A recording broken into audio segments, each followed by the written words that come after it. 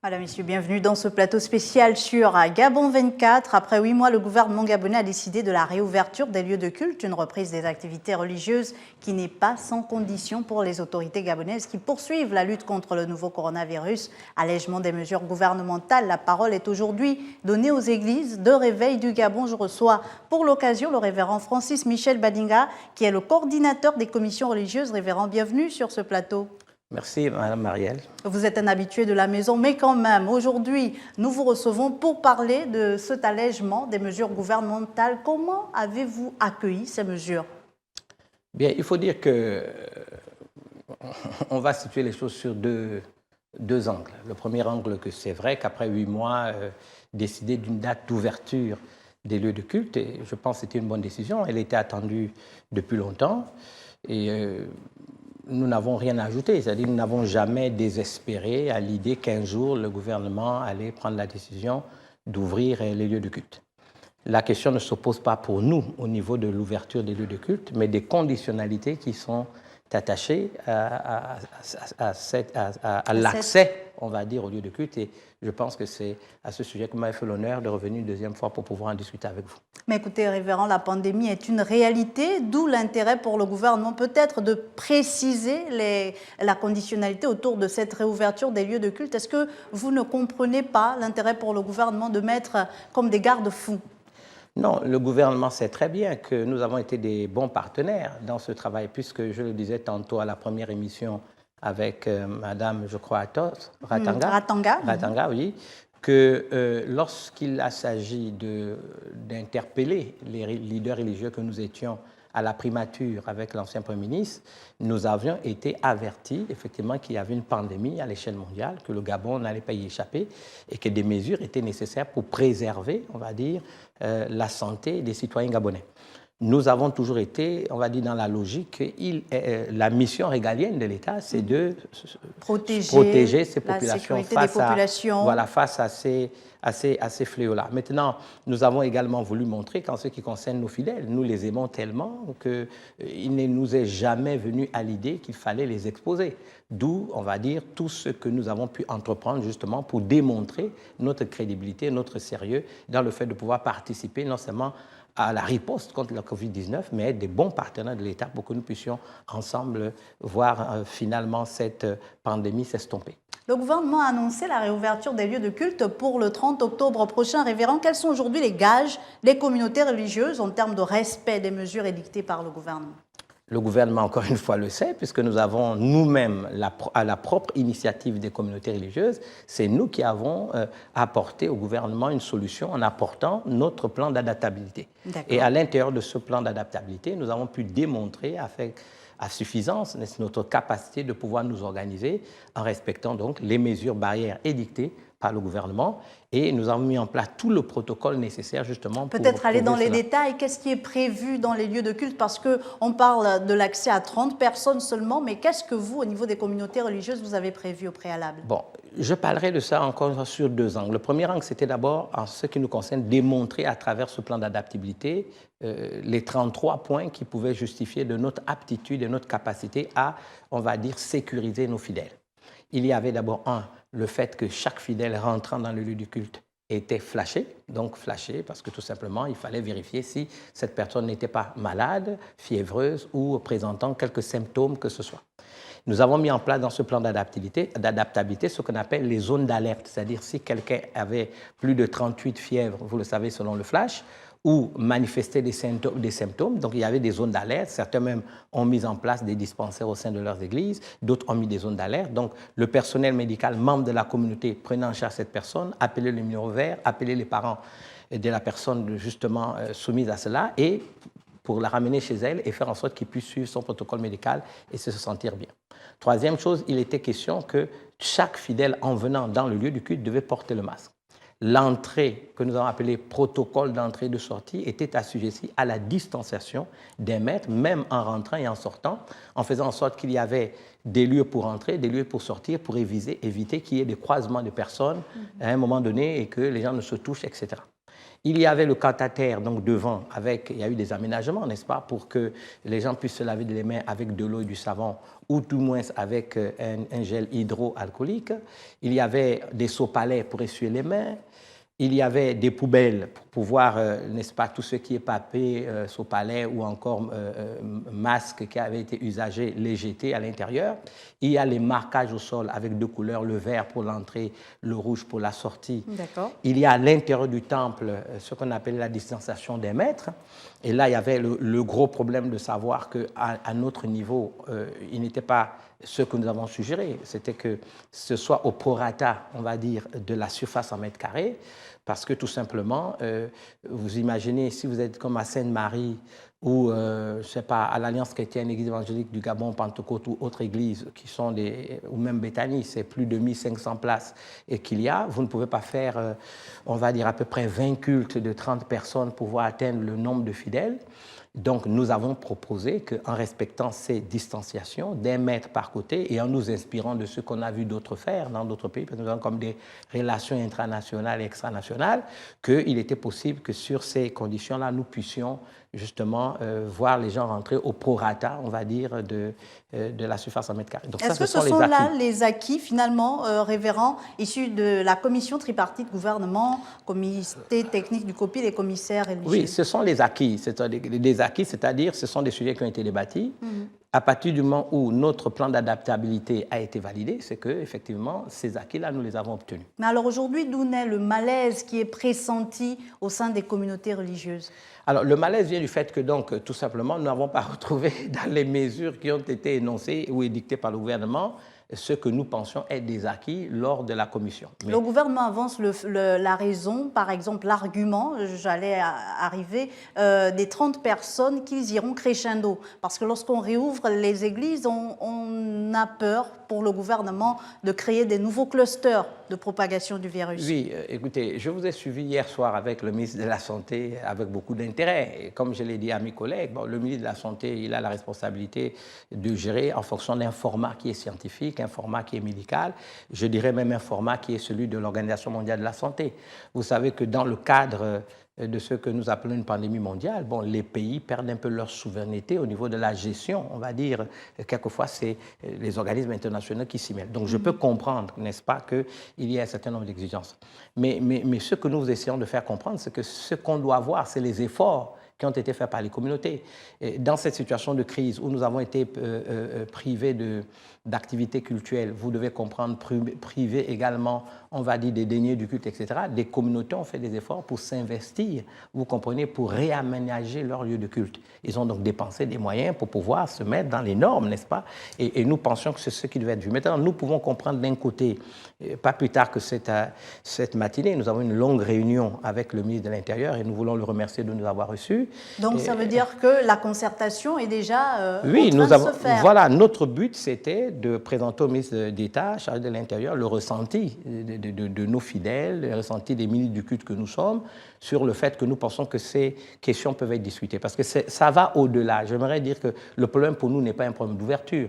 Le problème pour nous est le fait qu'au-delà de cette surface, ce prorata à la surface du mètre carré pour décider du nombre de personnes qui rentrent dans le temple, pour nous éviter de faire 20 cultes, 30 cultes, d'autant plus qu'ils ont décidé qu'un seul jour par semaine, ce qui est déjà difficile. C'est que si on avait 2 ou 3, même si on réduisait le nombre, on aurait beaucoup plus facilement. Vous faites, si vous avez 3 jours, je donne un exemple, vous pouvez faire 3 services par jour si vous en avez 3, ça duplique le nombre de personnes. Mais le problème n'est pas. Le problème, c'est on va dire, l'activité culturelle dans son exercice lui-même. Parce qu'il y a des problèmes qui sont très difficiles à mettre en œuvre. Je vais vous donner 2 exemples. Le premier exemple, par exemple, c'est celui de demander aux fidèles de faire un test. Un test avec preuve qu'ils ne sont pas malades. Et donc, ça ne justifie pas donc qu'on les flashe à la rentrée. Donc, pourquoi les flasher à la rentrée? Pourquoi mettre une zone d'alerte pour pouvoir, n'est-ce pas, les récupérer dans le cas? Est-ce que ce n'est pas là le fait de garantir la santé des populations qui viendraient à ces lieux de culte? Mais écoutez, la plupart des gens qui vont dans nos églises sont aussi des gens de conditions humbles, de conditions simples. Hein. C'est pas, vous avez la petite ménagère, vous allez lui demander de faire 2 tests par mois, ça va faire 10 000 francs. Est-ce qu'elle a les moyens de le faire? Donc, nous essayons de voir les choses dans la manière du ressenti du peuple. Vous voyez, moi, j'ai des fidèles qui m'ont dit, écoutez, révérend, nous avons compris qu'on ne veut pas qu'on ouvre les églises. Révérend, je veux payer comment? Est-ce que l'Église va payer pour moi? Donc, les gens nous posent la question, est-ce que l'Église va payer pour moi? Nous connaissons des personnes de conditions très humbles qui ne pourront pas payer 10 000 francs par mois. Déjà, pour nous, pratiquement, ce n'est pas possible. Donc, ça veut dire que ça disqualifie de facto un certain nombre de personnes, à la limite à qui on dit ne venez pas à l'église. Donc, on ne va pas faire une discrimination où ceux qui sont nantis peuvent venir à l'église parce qu'ils peuvent payer. De la même manière que le gouvernement ne voulait pas faire une discrimination en disant on ouvre le Grand Libreville et après on ouvrira l'intérieur du pays, de la même manière, les hommes, les ministres du culte que nous sommes, nous ne voulons pas faire de discrimination en fonction, on va dire, du niveau social de nos fidèles. Quand ils viennent à l'église, peu importe leur rang, grade et qualité, ils sont au même titre d'égalité. Et à partir de ce moment, nous voulons qu'il y ait, en fait, je bénis Dieu, puisque nous avons pu commencer à discuter avec le ministre de l'Intérieur qui a été très réceptif, n'est-ce pas? J'étais avec le président de l'Église évangélique, le président Augustin Bengon, j'étais avec le président de l'Alliance chrétienne du Gabon, le président Victor Ndoukou, et avec le président Jules Benjamin Goua. Donc nous avons eu une discussion sérieuse et nous avons dit que la faisabilité de telles choses était trop compliquée. À partir du moment où on nous a fait confiance dans notre plan d'adaptabilité, de dire aux gens, vous les flashez, si vous détectez des gens qui sont malades, vous les mettez dans la zone d'alerte, vous les renvoyez à l'hôpital, vous appelez le numéro vert, nous pensons que c'est largement suffisant. Plusieurs fidèles révérends se posent la question du partage de la Sainte Seine ou de la communion. J'y viens. Voilà, j'allais y venir. D'accord. Donc ça, ce sont les deux autres problèmes. Alors, effectivement. vous savez, je veux toujours du principe que nous devons penser solution. Moi, je pense que nous avons un gouvernement, nous avons des autorités qui, certainement, quelque part, veulent sécuriser leurs citoyens. Est-ce que vous êtes d'accord de rouvrir ces lieux de culte sans le partage de la Sainte Seine? Mais c'est ce que je voudrais répondre à cette question.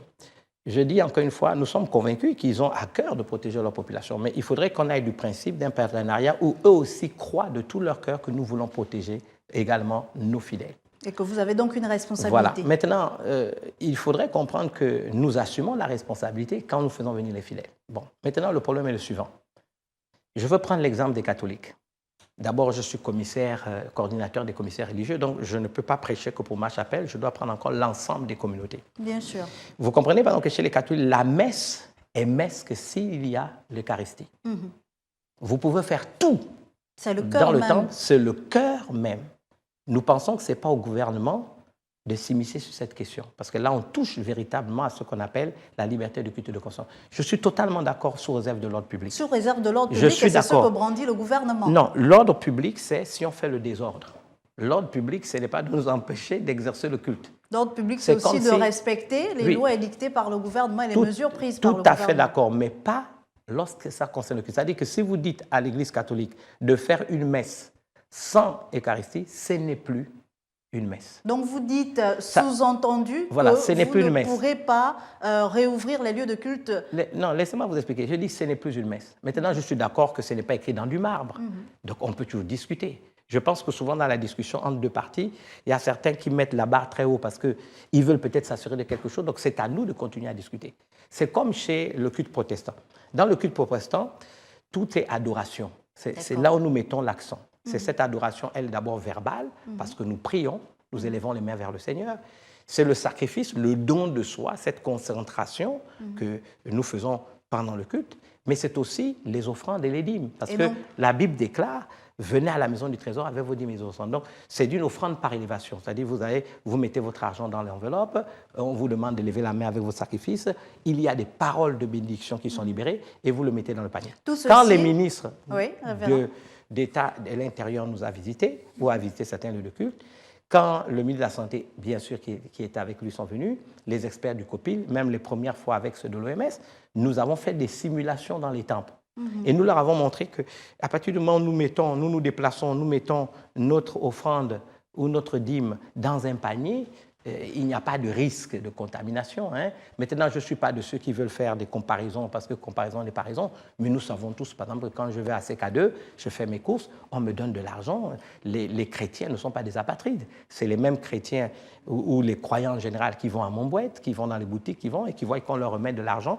Donc, pourquoi je donne cet exemple? Parce que quand eux, ils disent, révérend, si on nous dit qu'à l'église, l'argent peut nous contaminer. Mais quand je suis au marché, le commerçant me remet le billet d'argent. Donc, ce que nous voulons éviter, c'est des interprétations, n'est-ce pas, peut-être de la volonté de l'État de nous protéger ou des interprétations d'un autre sens que nous ne voulons pas coopérer. Non, le problème ne se situe pas là. Nous souhaitons qu'on comprenne que le culte obéit, on va dire, à une liturgie. Cette liturgie doit être respectée. Quitte à l'État, s'il vous plaît, de mettre les communautés devant leurs responsabilités. C'est pour ça que nous avons dit, je vous donne un exemple, nous avons même accepté des visites inopinées des experts du COPIL, des brigades sanitaires qui pourront être mises en place. Donc, à partir du moment où nous l'avons accepté, nous avons donné des gages. Nous n'avons pas peur qu'ils viennent à n'importe quel moment pendant nos temps de culte. Dès qu'on finit, s'ils veulent tester les gens, quand on finit, s'il y a des gens qu'on a mis dans la zone d'alerte, nous les renverrons à l'hôpital. Donc, nous pensons avoir donné tous les gages. Donc, il faut qu'il y ait une discussion. Notre problème, c'est qu'on ne touche pas à la liturgie cultuelle, parce que ça crée un malaise qu'il ne faut pas entretenir. Vous parlez de liturgie et donc des offrandes, un des préalables qui a été édicté par le gouvernement, puisque cela devrait se faire par mobile money. Mais, révérend, le gouvernement pose la question, pourquoi ça dérange tant, puisque l'offrande sera la même. Si je veux donner 10 000 dans la corbeille, je pourrais envoyer 10 000 par Airtel Money ou Mobicash. Pour la simple raison que tout le monde n'est pas high-tech. Vous avez encore en 2020 une grande majorité de Gabonais qui n'ont pas un Android, qui ne savent pas utiliser Mobicash. Je vous pose la question, dans le village d'un de mes bien-aimés à Miélé, dans le nord du Gabon, pensez-vous que là-bas, ils ont Mobicash à Miélé, dans une église du fin fond du Gabon, ils n'ont pas Mobicash? Si on commence à demander cela, non. Je pense qu'il y a des paniers. J'ai été à l'église évangélique, vous voyez, ils ont des paniers avec des longues tiges comme ça. Donc, l'huissier qui tire le panier ne touche pas l'argent. Il tend, n'est-ce pas, cette corbeille qu'on appelle le tronc aux fidèles qui jettent, etc. Donc, il y a des possibilités. On a même à un moment donné envisagé de voir nos ici porter des gants quand ils vont prendre les offrandes. Donc, ça, ce sont des problèmes qui peuvent être réglés de manière pratique. Moi, je veux du principe que ce n'est pas écrit dans le marbre et que nous pouvons continuer à discuter avec les autorités sur cette question pour qu'à l'ouverture des lieux de culte, nous puissions effectivement pouvoir voir les gens faire leur culte et sans pour autant qu'ils soient frustrés du fait qu'on aurait touché à la liturgie. Vous avez commencé des concertations avec le ministre d'État, donc ministre de l'Intérieur, et c'est déjà une avancée, un pas de plus. Mais il y a certains hommes de Dieu, certains leaders religieux qui persistent et signent qu'ils rouvriront leur lieu de culte le 25 octobre, alors que le gouvernement a souhaité la réouverture le 30 octobre. Qu'est-ce que vous pouvez dire au peuple de Dieu? Est-ce que les églises devront rouvrir le 25 ou plutôt le 30, puisque le gouvernement avance que force reste à la loi? Mais écoutez, moi je ne suis pas pour la confrontation. Nous sommes des hommes d'église, nous sommes des serviteurs du Dieu. Je sais qu'on dira, voilà, c'est des peureux, ça n'a rien à voir avec la peur. Ça a à voir avec la responsabilité, ça a à voir avec la sagesse. Je veux donner un exemple très simple. Je vous raconte une histoire qui s'est passée dans un pays africain. Et je l'ai raconté à l'époque au défunt président Omar Bongo, parce qu'en 2001, il y avait eu un risque de voir les églises marcher dans la rue. Et le ministre de ce pays africain, par pudeur, dont je ne dirai pas le nom, avait averti les fidèles que si vous allez dans la rue, vous allez assumer vos responsabilités. Mais ça a été très facile pour ce ministre d'aller faire sortir des bagnards, les mélanger dans la foule, et puis les gens ont cassé dans la rue. Il y a eu des morts. Quelles sont les personnes qui ont, devant la loi, pris la responsabilité? Moi, je ne pense pas que c'est des responsabilités que nous allons prendre. Notre rôle n'est pas de rentrer en confrontation avec l'État. Nous avons la responsabilité de dire la vérité à nos dirigeants. Mais je vous donne un exemple, nous sommes dans l'épître de Pierre, vous savez que c'est le premier des apôtres. Et il dit dans ce texte, je crois, chapitre 3, que si quelqu'un veut aimer la vie et voir des jours heureux, qu'il préserve sa langue du mal, qu'il, n'est-ce pas, recherche le bien. Et après, il dit que nous avons le droit de défendre nos droits. C'est écrit dans la Bible, mais avec douceur et respect. Défendre les droits avec douceur et respect, ce n'est pas une faiblesse. Nous avons des droits, la liberté de culte et de conscience, c'est un droit. Les communautés religieuses gèrent et administrent leurs affaires de manière indépendante, mais cela ne nous donne pas le droit de le faire dans le désordre. Je fais partie de ceux qui pensent qu'on ne règle pas une injustice par une autre injustice. Nous devons faire preuve, on va dire, de pondération, de calme. Nous tous, on aurait bien voulu ouvrir plus tôt. Si l'État a décidé d'ouvrir le 30 et que certains voulaient ouvrir le 25, je pense qu'il n'y a que 5 jours. Si on a pu être patient sur 8 jours, on peut pas, sur 8 mois plutôt, on peut bien être passé sur 5 jours. Donc je ne suis pas, et je m'oppose fortement à tout ce qui va dans le sens de la confrontation, parce qu'à partir de ce moment, nous ne sommes pas dans nos rôles. Nous devons rester des pacificateurs, nous devons rester des éducateurs, mais cela ne nous empêche pas d'exprimer, on peut dire, nos frustrations, d'exprimer, on va dire, nos espoirs, nos désespoirs, nos malaises, mais on le fait avec courtoisie. Je ne pense pas qu'on en fasse des gens à faune. Il faut continuer à parler. J'utilisais cette expression que je prête à un de mes amis canadiens qui a le même problème, parce qu'au Canada, ils ont pratiquement le même problème. Et il disait au Premier ministre canadien qu'on ne construit pas un avion en plein vol. Ça veut dire que quand l'avion est déjà en l'air, ce n'est pas pendant qu'il est en l'air avec des passagers que vous construisez l'avion. Ça veut dire tout simplement quoi? Nous sommes déjà en crise. Il y a une crise sanitaire. Est-ce que nous devons ajouter déjà à cette crise une autre crise? Je fais partie de ceux qui ne le pensent pas. Je voudrais dire que nous sommes partie prenante d'une commission où toutes les communautés ont été représentées. Nous avons tous les mêmes, on va dire, tristesses de ne pas peut-être avoir vu tout de suite ce que nous avons eu comme acquis être mis en place. Avec le ministre de l'Intérieur aujourd'hui, il nous a dit que ce sont des allègements qui sont progressifs, bon, donnons-leur le bénéfice du doute, mais maintenant un dialogue, discutons et n'allons pas à l'affrontement. Moi, je pense que ça ne sert à rien. Notre rôle, c'est de prier, on dit de rechercher le bien de la ville pour que notre bonheur dépend du sien. Même lorsqu'il y a le mal, on nous dit il faut vaincre le mal par le bien. Donc je ne suis pas de ceux qui pensent. Tout le monde vous dira que depuis de longues années, je n'ai pas changé d'un iota dans la manière dont j'entrevois le rôle, n'est-ce pas, des ministres du culte que nous sommes. Je peux encore une fois comprendre, y compris moi-même, que nous pensons que les choses peuvent aller plus vite.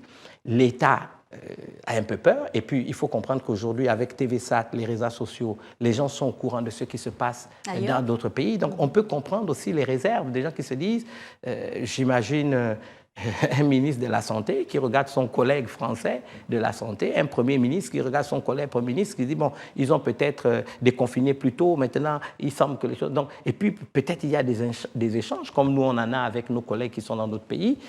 Je pense qu'il faut faire preuve de pondération, il faut faire preuve de sagesse. Et voilà, je sais que, comme d'habitude, on va dire, voilà, c'est la voie du régime, etc. Mais j'ai pitié pour ceux qui le disent, parce que c'est faux. Voilà, alors, quel message à l'endroit des autorités pour apaiser? Non, moi je vais vous dire quelque chose. Je m'adresserai au président de la République d'abord. Le président de la République, c'est le garant des institutions. Le président de la République, c'est le garant des institutions. Il est le garant de l'application de la Constitution. Je suis pleinement convaincu, Monsieur le Président de la République, que vous savez que la liberté de culte et de conscience est reconnue pour tous. Je connais le président grand croyant. Il est le Raïs de la communauté musulmane, donc d'une communauté qui existe dans notre pays. Donc je n'ai pas de doute qu'il y a une volonté de sécuriser le pays. Il y a des missions régaliennes qui sont celles de l'État et qui font en sorte que l'État est en droit de sécuriser ces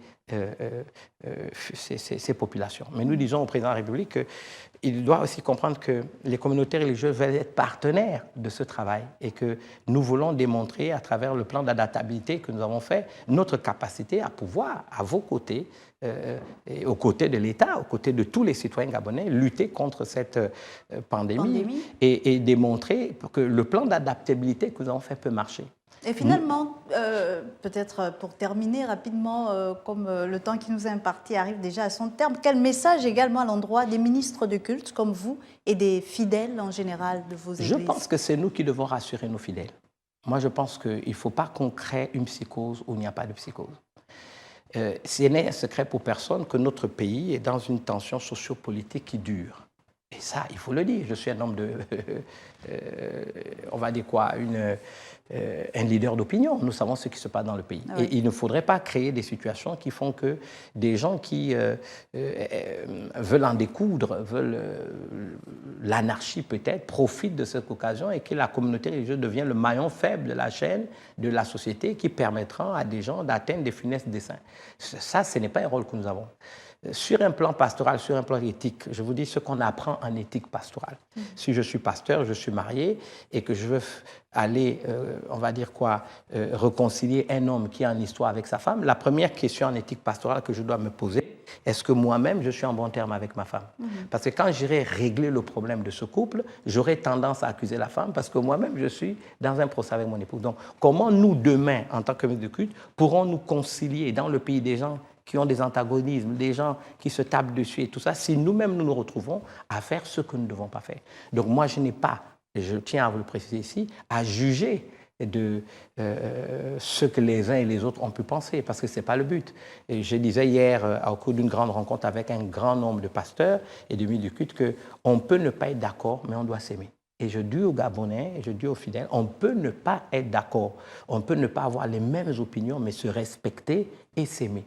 Et mon problème au Gabon, c'est qu'aujourd'hui, il suffit que quelqu'un ait un autre son de cloche, et ça, je ne veux pas être Victor Hugo pour écrire un livre qui va s'intituler « J'accuse », mais permettez-moi de dire, nous en sommes arrivés là, c'est d'abord la faute de la classe politique gabonaise, toute, on va dire, tendance confondue. Mais est-ce qu'il n'y aurait pas également la responsabilité des hommes de Dieu? Oui, nous avons la responsabilité. Notre responsabilité, c'est qu'aujourd'hui, je me pose la question, est-ce que nous avons répondu par notre message aux aspirations de nos élites? C'est-à-dire que quand je vois dans un pays des gens qui s'insultent, des gens qui ne se pardonnent pas, je me remets moi-même en cause. Est-ce que mon message, le message que je prêche, a été entendu? Et est-ce que ceux qui nous écoutent trouvent en nous des personnes crédibles? Et c'est sur ces interrogations, révérend, que nous allons mettre un terme à cet échange. Merci beaucoup. Merci. Révérend Francis Michel Badinga, coordinateur des commissions religieuses, merci d'avoir accepté l'invitation de Gabon 24. Je vous remercie. Nous retenons donc qu'il faut y aller prudemment. On ne répond pas au mal par le mal, mais finalement par le bien. Mais je pense qu'on trouvera des solutions. Et on trouvera des solutions entre le gouvernement et les leaders religieux. Merci beaucoup, révérend Francis Michel Badinga, et merci à vous, chers téléspectateurs, d'avoir été des nôtres. n'oubliez pas, la pandémie continue, le virus continue de circuler. Respectez chez vous les mesures barrières et moi je vous retrouve très vite sur Gabon 24.